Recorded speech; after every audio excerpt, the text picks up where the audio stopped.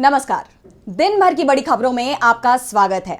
मैं हूं आराधना और आज इस बुलेटिन में बात होगी झारखंड में बढ़ते सियासी संकट की, राहुल गांधी की भारत जोड़ो न्याय यात्रा की, बात करेंगे सरकार पर विपक्ष के बड़े आरोपों की, उमर खालिद की याचिका पर फिर टली सुनवाई की, जानेंगे जेडीयू को तोड़ने का क्या है आरजेडी का प्लान, और बुलेटिन के आखिर में बात मोदी राज में बढ़ते भ्रष्टाचार की। इसके अलावा और भी कई बड़ी खबरों से आपको करवाएंगे रूबरू, लेकिन तमाम बड़ी खबरों से पहले एक नजर सुर्खियों पर।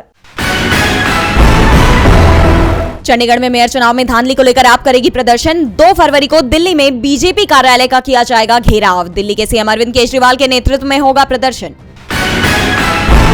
1.5 लाख जवानों के साथ मोदी सरकार ने किया अन्याय। अग्निपथ स्कीम के खिलाफ कांग्रेस ने छेड़ दिया अभियान। किया दावा, सरकार बनी तो वापस लाएंगे पुरानी भर्ती योजना।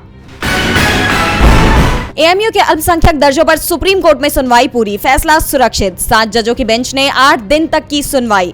2006 में हटा था अल्पसंख्यक दर्जा।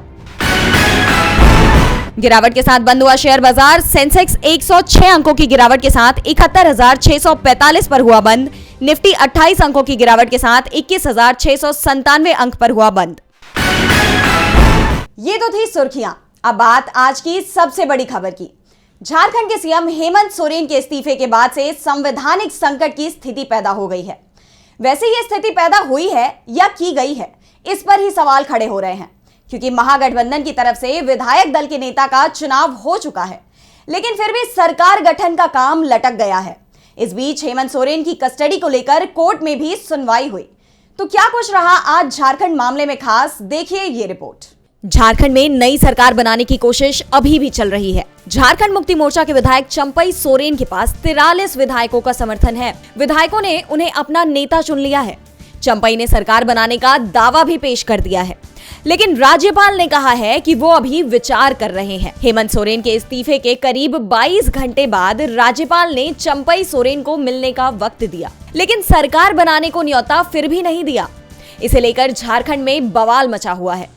ऑपरेशन लोटस की आहट सुनाई दे रही है, जिस कारण से कांग्रेस और जेएमएम ने अपने विधायकों को झारखंड से हटा लिया है। झारखंड के संकट को लेकर कांग्रेस ने राज्यपाल सीपी राधाकृष्णन पर सवाल खड़े किए हैं।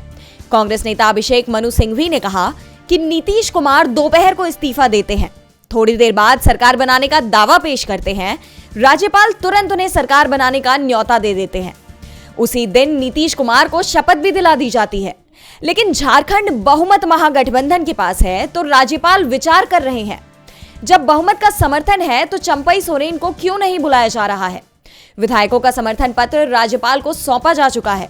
आखिर राज्यपाल पर किसका दबाव है? दूसरी तरफ झारखंड के कार्यवाहक सीएम हेमंत सोरेन को ईडी ने एमपीएलए कोर्ट में पेश किया।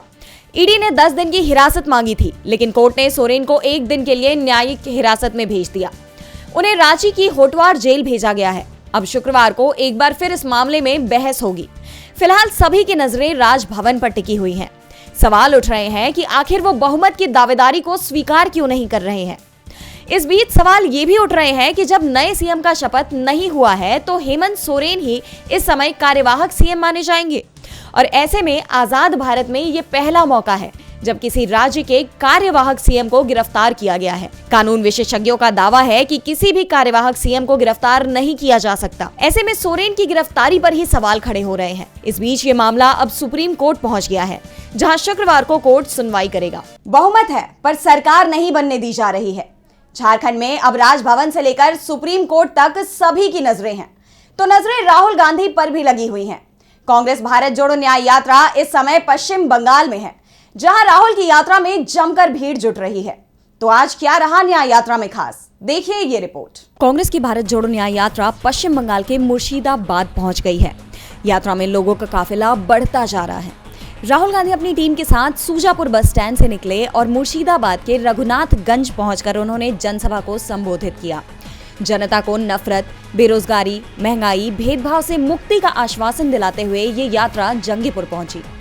लोगों ने कांग्रेस नेता के सामने अपनी समस्याएं रखी कि कैसे केंद्र सरकार उन्हें अनदेखा कर रही है। सिर्फ गुजरात में ही विकास हो रहा है और बंगाल के लिए सरकार कुछ नहीं कर रही। अपने आज के सफर में आगे बढ़ते हुए राहुल बीड़ी का कारोबार करने वाले तबके से भी मिले। उनके बीच बैठकर उनकी परेशानियां सुनी और न्याय की उम्मीद दी।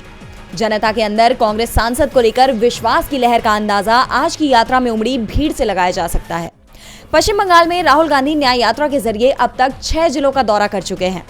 दार्जिलिंग, जलपाईगुड़ी, अलीपुरद्वार और उत्तर दिनाजपुर, मालदा, मुर्शिदाबाद इन जिलों से होते हुए इस यात्रा ने अब तक 523 किलोमीटर की दूरी तय कर ली है। बीते दिन मालदा में भी यात्रा ने काफी शोर मचाया। यात्रा के 19वें दिन जनसभा को संबोधित करते हुए कांग्रेस महासचिव जयराम रमेश ने कहा कि यात्रा के दौरान राहुल गांधी जी बीड़ी श्रमिकों से मिले और इन श्रमिकों की सामाजिक सुरक्षा के लिए उठाए जाने वाले कदमों पर भी चर्चा की। आज जिस तरह से राहुल जी का यहाँ स्वागत हुआ वह अभूतपूर्व है। यह दर्शाता है कि यात्रा का संदेश लोगों तक पहुंच रहा है। हम आज और कल पश्चिम बंगाल में ही रहेंगे, फिर यहाँ से बलरामपुर होते हुए झारखंड में प्रवेश करेंगे। राहुल गांधी आम लोगों से मिल रहे हैं, उनकी समस्याओं को सुन रहे हैं, मोहब्बत का संदेश दे रहे हैं, तो दूसरी ओर मोदी सरकार पर विपक्ष नफरत फैलाने का आरोप लगा रहा है। संसद के शीतकालीन सत्र में हंगामा मच गया था। हंगामा युवा प्रदर्शनकारियों के लोकसभा तक पहुंचने के चलते मचा था और अब इसे लेकर जो खुलासा हुआ है उसने विपक्ष की चिंता बढ़ा दी है। तो क्या है पूरा मामला, देखिए ये रिपोर्ट। 2001 में संसद को निशाना बनाया गया था और इस घटना के 22 साल बाद 13 दिसंबर 2023 को एक बार फिर संसद निशाने पर आई। लोकसभा में कुछ प्रदर्शनकारी घुस गए, बाद में सभी प्रदर्शनकारियों को गिरफ्तार कर लिया गया।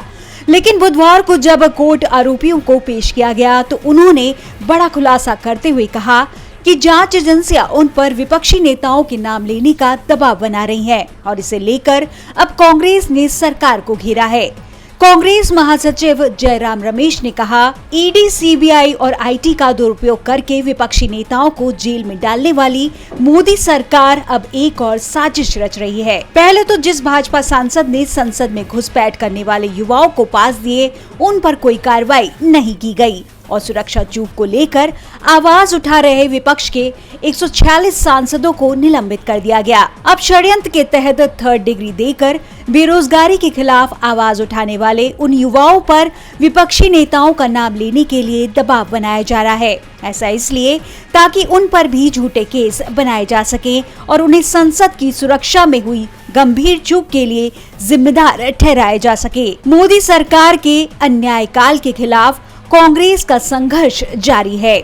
आइए राहुल गांधी की भारत जोड़ो न्याय यात्रा के माध्यम से इस अन्यायी सरकार के खिलाफ आवाज बुलंद करें। साफ है, इस मामले को लेकर अब बजट सत्र में हंगामा मचना तय है। आरोपियों पर विपक्षी नेताओं को फंसाने वाले बयान देने का दबाव बनाया जा रहा है, जिससे विपक्ष के बड़े नेताओं को देश विरोधी बताकर गिरफ्तार कर लिया जाए और फिर जमानत भी नहीं मिलने दी जाए, जैसा उमर खालिद के केस में हो रहा है, जिनकी जमानत पर सुनवाई एक बार फिर टाल दी गई। खालिद करीब 4 साल से जेल में हैं। तो क्या है पूरा मामला, देखिए ये रिपोर्ट। जवाहरलाल नेहरू यूनिवर्सिटी के पूर्व छात्र उमर खालिद को फिलहाल सुप्रीम कोर्ट से राहत नहीं मिली है। शीर्ष अदालत में जस्टिस बेला एम त्रिवेदी और जज उज्जवल भुइया की पीठ ने एक बार फिर से उमर खालिद की सुनवाई को स्थगित कर दिया। जी हां, 31 जनवरी को उमर खालिद की याचिका पर सुनवाई होनी थी, लेकिन सुप्रीम कोर्ट ने पूर्व जेएनयू छात्र और कार्यकर्ता उमर खालिद की जमानत याचिका पर सुनवाई स्थगित कर दी। जस्टिस बेला एम त्रिवेदी की अध्यक्षता वाली पीठ समय की कमी के कारण यूएपीए की संवैधानिकता को चुनौती देने वाली याचिकाओं सहित कई मुद्दों पर सुनवाई नहीं कर सकी। अब ये मामला एक बार फिर लटक गया है। पिछले हफ्ते भी उमर खालिद की जमानत याचिका पर सुनवाई स्थगित कर दी गई थी। शीर्ष अदालत ने पहले इस बात पर जोर दिया था कि मामले में सुनवाई जरूरी है क्योंकि खालिद सलाखों के पीछे हैं और मामले को स्थगित करने पर आपत्ति जताई थी। आपको बता दें कि उमर खालिद सितंबर 2020 से ही जेल में बंद है। उन पर आरोप है कि उसने फरवरी 2020 में उत्तर पूर्वी दिल्ली में हुए सांप्रदायिक टकराव में उनका हाथ था।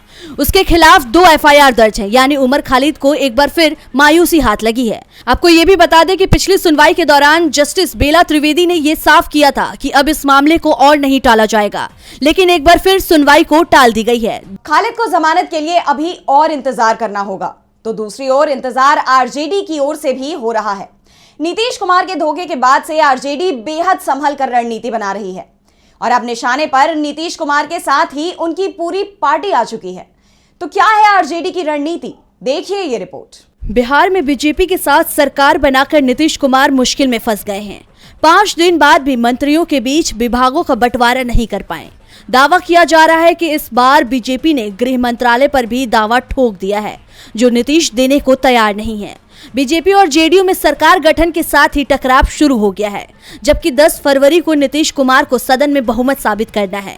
एनडीए के पास फिलहाल 128 विधायक हैं, यानी बहुमत से सिर्फ 6 ज्यादा। वहीं महागठबंधन बहुमत से 7 सीट दूर है।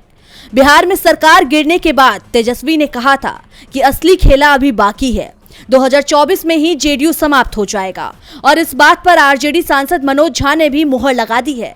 उन्होंने कहा कि हम नीतीश कुमार की सरकार गिराने की कोशिश नहीं करेंगे, ये अपने ही आप गिर जाएगी। आरजेडी की नजर जेडीयू के विधायकों पर नहीं है, विधायक अपने आप उनका साथ छोड़ जाएंगे। आरजेडी की नजर जेडीयू के कोर वोट पर है, जो नीतीश कुमार से नाराज हैं और आरजेडी की तरफ देख रहे हैं। और आरजेडी 17 महीने की सरकार के कामकाज के आधार पर चुनाव मैदान में जाने की तैयारी में है। मनोज झा ने कहा कि हमारे सामने लोकसभा चुनाव की चुनौती है। बिहार में हर जाति के युवा ने अपने पड़ोस में, अपने घर में नौकरी मिलती देखी थी। पहली बार इतने बड़े पैमाने पर नियुक्तियां हुई थी। बिहार का विश्वास हमारे साथ था। सदन में हो ना हो, सड़क पर होगा और सदन का चरित्र भी बदल जाएगा। जेडीयू के अंदर बहुत परेशानी है। लोग जान रहे हैं कि इस पार्टी का अवसान निकट है। कई लोग ये भी कहते हैं कि मुख्यमंत्री का फैसला भी शायद खुद से लिया फैसला नहीं था। चर्चा है कि अधिकारी भी अपने हिसाब से फैसला करवाते हैं। यहाँ की ब्यूरोक्रेसी में रहकर भी वे केंद्र की एक राजनीतिक पार्टी से निर्देशित होते हैं। लोकसभा चुनाव में आरजेडी की रणनीति का असर दिखाई देगा, तो दूसरी ओर आज देश की नजरें संसद पर भी टिकी थी। वित्त मंत्री निर्मला सीतारमण ने बजट पेश किया, तो क्या है बजट में खास, देखिए ये रिपोर्ट। नरेंद्र मोदी सरकार के दूसरे कार्यकाल का आखिरी बजट वित्त मंत्री निर्मला सीतारमण ने संसद में पेश कर दिया।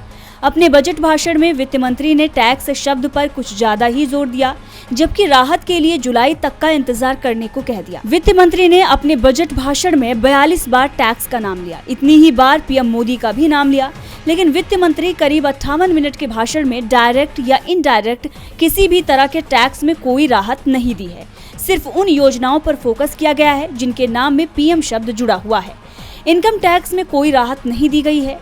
नई टैक्स रिजीम पर भी पहले की तरह 3 लाख रुपए तक की कमाई टैक्स फ्री है।